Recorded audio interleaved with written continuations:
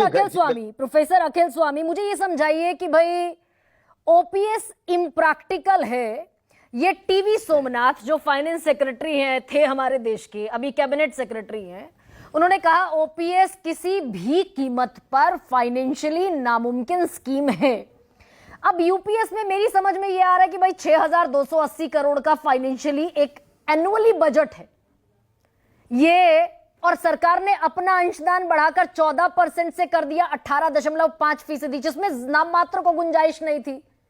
TV Somanathan कह रहे थे, मुख्य आर्थिक सलाहकार कह रहे थे, आरबीआई कह रहे थे, आरबीआई कह रहा था, देश का सबसे बड़ा बैंक, कि सरकार का कंट्रीब्यूशन तो और कम होना चाहिए बढ़ने के बजाय, नहीं तो दिवालिया हो जाएगा देश।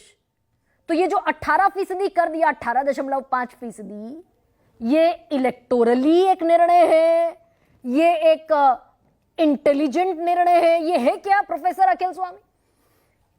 देखिए गरिमा जी, मुझे ये लगता है कि पिछले 10 साल का सबसे बड़ा जुमला है ये यूपीएस, और ये इतना बड़ा धोखा है। अभी शायद खड़गे उनको अभी पता नहीं है, उनको अच्छी राय नहीं मिली है।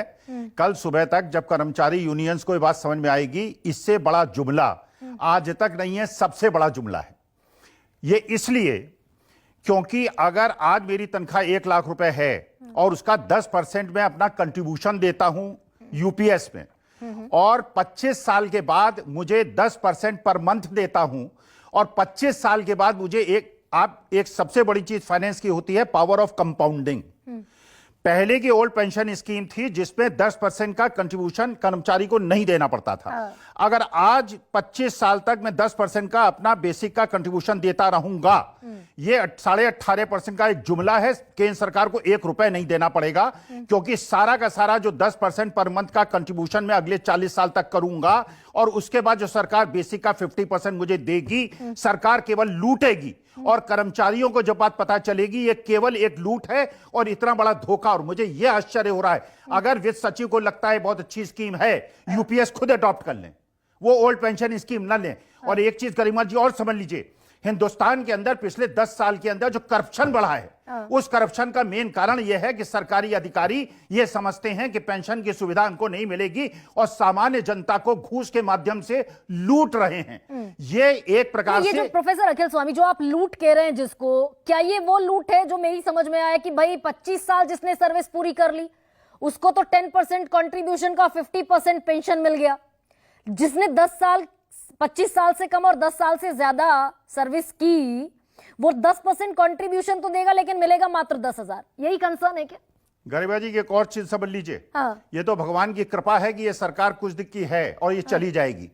अगर ये सरकार रही और सरकारी कर्मचारी को 20 साल पहले इतना परेशान कर देंगे, 19 साल के पहले, कि वो आदमी नौकरी छोड़ के चला जाएगा और 10,000 रुपए लेके घर चला जाएगा और उस 10% का अपना बेसिक कंट्रीब्यूशन देता रहेगा। ये सरकार केवल, ये अगर समझते हैं कि यूपीएस होना चाहिए तो मेंबर ऑफ पार्लियामेंट्स के लिए और एमएलएस के लिए यूपीएस क्यों नहीं होता है? वहां पे तो 5-5, 6-6 पेंशन लेंगे, 14 लाख करोड़ के पूंजीपतियों के ऋण माफ करेंगे, और सरकारी कर्मचारियों के लिए इतना ये बताया जा रहा है कि सरकारी कर्मचारी, अरे सरकारी कर्मचारी ही हैं आज जो मार्केट के अंदर परचेजिंग कर रहे हैं, क्योंकि जो सामान्य जनता है, जो हम जैसे लोग हैं, इनका पैसा ही नहीं है खरीदने के लिए। और ये बेवकूफ बनाया गया है। यूपीएस केवल धोखाधड़ी की स्कीम है और ये कल तक समझ में आ जाएगा। आप देखिएगा, अगर इन्होंने चुनाव के पहले ये स्कीम ला दी होती, 240 नहीं, इनको 40 सीटें मिली होती। अभी लोगों को समझ में नहीं आया है, खड़गे साहब को बात समझ में नहीं आई है। ये नया कानून केवल सरकारी कर्मचारियों को और देश को धोखा देने के लिए है। सरकार कर्मचारी पैसा देगा और वही पैसा 10% के हिसाब से उससे कम इनको देना पड़ेगा 20 साल के बाद, और 20 साल के पहले नौकरी निकाल देंगे उसको, जिससे उसको पेंशन ना मिले।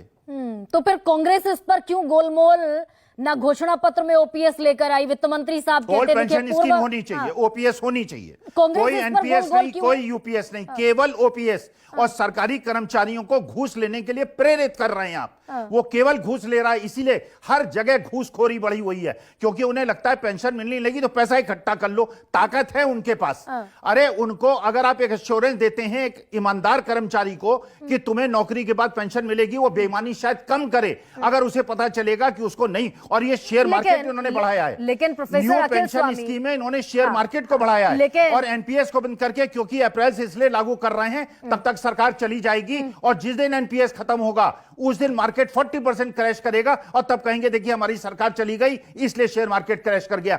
एनपीएस के माध्यम से जो शेयर मार्केट में पैसा फूंका गया है उससे शेयर मार्केट बढ़ा है, क्योंकि कैश फ्लो मार्केट के अंदर बढ़ गया है। यह केवल एक धोखाधड़ी है और इसको कर्मचारियों को, देश की जनता को समझ लेना चाहिए। तो ये तो हुआ यूपीएस का और एनपीएस का खेल। लेकिन प्रोफेसर अखिल स्वामी, अगर देश का सबसे बड़ा bank RBI, reserve bank of India कहता है, अगर मुख्य आर्थिक सलाहकार कहते हैं, अगर हमारे फाइनेंस सेक्रेटरी जैसे बड़े ओहदे पर बैठे हुए सरकारी अधिकारी ये कह रहे हैं कि दिवालिया होने की कगार पर देश खड़ा होगा 2030 में अगर ओपीएस वापस लागू कर दिया, राज्य सरकारें ये लोक लुभावन वादा कर देती है, कर्जे में डूबी हुई है।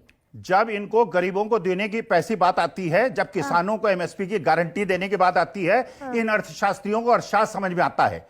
जब ये अग्निवीर स्कीम लाते हैं, गरीब लोगों को 4 साल के बाद नौकरी से निकालते हैं, तब इन्हें अर्थशास्त्र समझ में आता है। और अनिल अंबानी, जिसको सेबी ने 5 साल के लिए बैन किया है, जरा कोठी की फोटो खींच लीजिए, 15 मंजिला मकान है, करोड़पति अरबपति आदमी है और उसे आपने राफेल का एजेंट बनाया था।